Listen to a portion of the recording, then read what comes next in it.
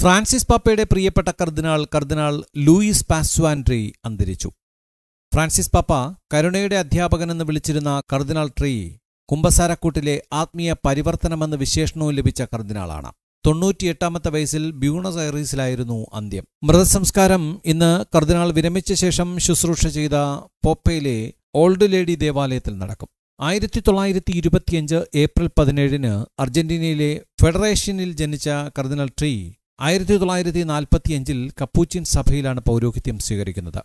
ആരോഗ്യപ്രശ്നങ്ങൾ കാരണം 2023 റോമിൽ നടന്ന കൺസിസ്റ്ററിയിൽ പങ്കെടുക്കാൻ കർദിനാളിന് കഴിഞ്ഞിരുന്നില്ല. കർദിനാൾ പദവിയിലിരിക്കുമ്പോഴും കർദിനാൾ ട്രീ തന്റെ ദൈനംദിന കുമ്പസാരക്കാരനെന്ന നിലയിലുള്ള പ്രവർത്തനം വളരെ സജീവമായി തുടർന്നിരുന്നു. ഫ്രാൻസിസ് പാപ്പയുടെ ഏറെ പ്രിയപ്പെട്ടവനായിരുന്ന കർദിനാൾ ട്രീയെക്കുറിച്ച് പലതവണയാണ് പാപ്പ പ്രസംഗങ്ങളിൽ സൂചിപ്പിച്ചിട്ടുള്ളത്. Vatican desk, Vox news.